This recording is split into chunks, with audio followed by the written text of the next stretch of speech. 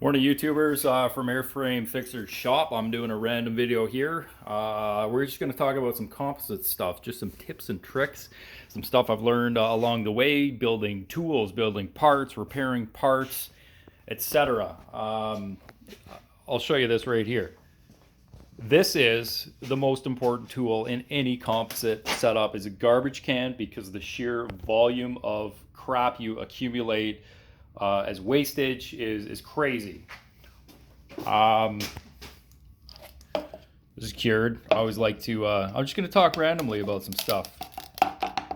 There's some cured resin. I always like to keep my resin, cured off as a solid, then throw it out. I do not clean containers anymore. I throw them out. It's a problem. I get it. Nobody wants to throw out plastic, but the alternative is VOCs, it's solvent, it's other types of waste. That seems to be the lesser of the evils for me. Polyethylene film, this is a shop standard. This is vapor barrier. I can't remember the thickness, but I use this. I'll put this right on top of a laminate if I want a smooth surface, and then squeegee it in on the top, and just to get a smooth surface. And I can show you what that looks like right there. Polyethylene vapor barrier, good pair of whisk scissors, Dynabrade Dynafile, or a band file of sorts.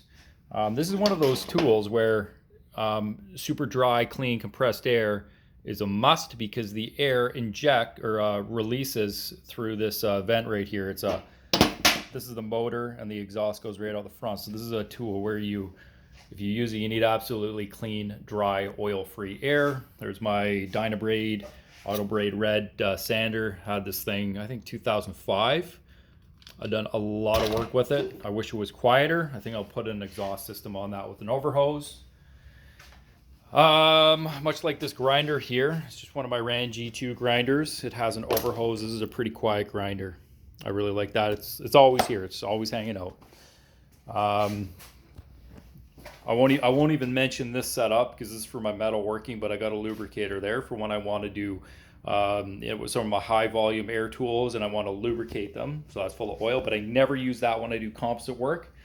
And I run my tools dry when I do composite work. So yeah, I'm going to pay for them in veins, and I might, clean them out and use a tiny bit of oil for storage, but I use this drop right here, which has got the AMG water separator and the 0.01 micron AFD 30 filter, and everything runs through here. So the point of the AMG water separator is by the time water or air travels down 20, 30 feet of line, water can condense in the line as it travels through here. So that's a last ditch effort to take out some water. I've never had any water come out of there because I don't use a lot of flow, but I have had, here, let's crank this.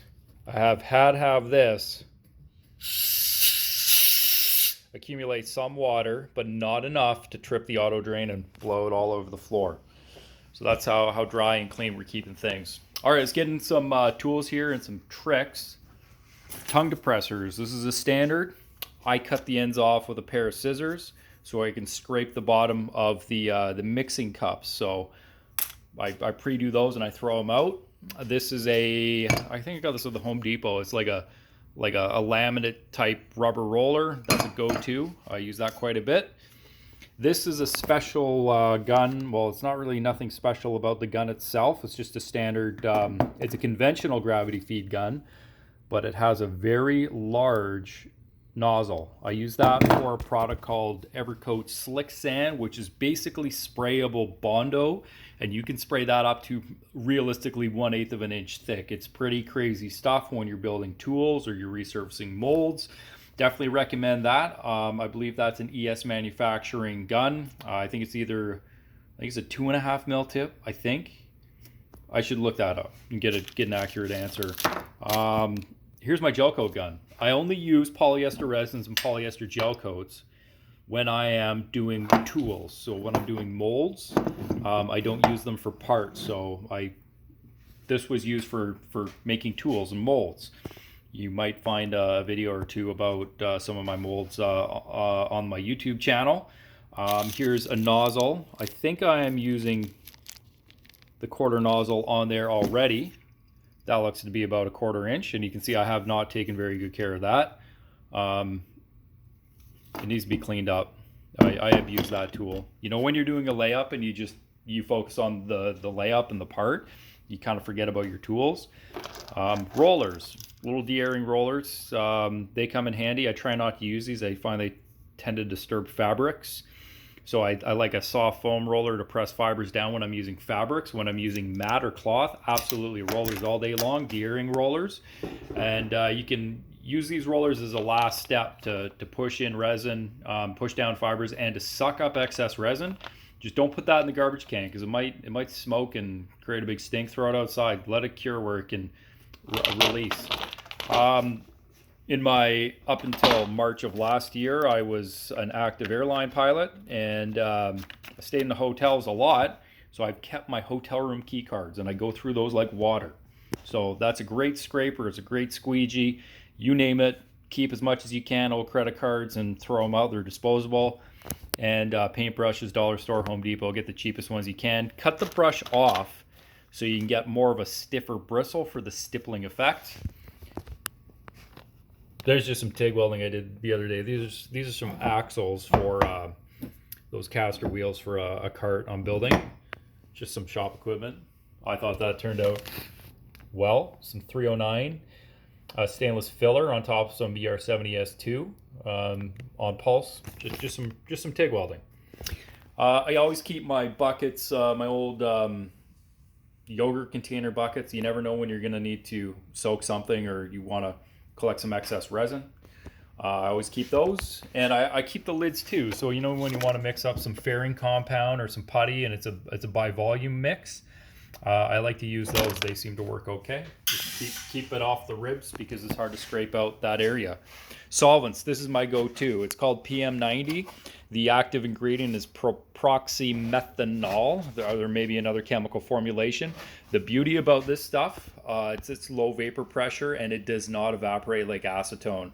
I found I was going through a lot of acetone when I was doing cleanup and tools. This stuff doesn't evaporate. It doesn't go anywhere. It just stays. It just hangs out, and it's great at breaking down resin on rollers. Works super good. It was designed for cleaning out urethane spray foam equipment for insulators, from my understanding. I don't know if you can buy it under the PM90 This is brand or name, but proxymethanol is the active ingredient there. All right, so that's just a list of some composite stuff I have, some of my tricks. You know what, I'll show you that polyethylene film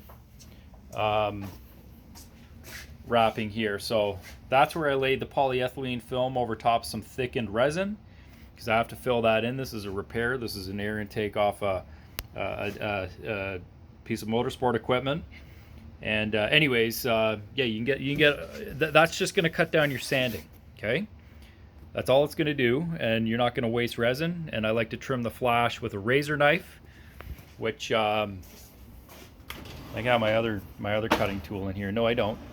But I have a rotary knife. I like to cut dry fabrics with a rotary knife. And here it is. That's my favorite cutting tool. And I find the best thing to cut on is MDF with a sealer coat of single component urethane, like a satin type finish. And cutting right into it, it seems to be like a nice soft finish to cut on. All right, well, that was completely random about some of my composite tools, tips, and tricks. I don't really have a GoPro, so everything I'm doing is with my Samsung Galaxy 9 Smarter Than Me phone, and it's only smarter because it has a battery. But maybe I could do a layup one day if I decide to get myself a GoPro and a little tripod, and I can show you guys some tips and tricks. Most of my work is making one-off components, simple molds, repairs, motorsports, stuff like that, for myself and for other people. There's a carbon fiber switch panel I did that was vacuum bagged. Got a fairly good resin to glass ratio, and we backed it up. That's just some wax and mold release. These were actually discarded because of some slumping in the fabric there. But I was able to get the exact parts I needed out of that mold. And the mold's as simple as just a piece of 5052 aluminum cleaned up with steel wool, and then waxed. That's a call plate I made. That's just a piece of MDF coated in epoxy and wet sanded. Otherwise, that's really all I have for you here. I hope that answers some questions. And again, hopefully that's what you can track down there. That's a proper gel coat gun. All right, thanks for watching.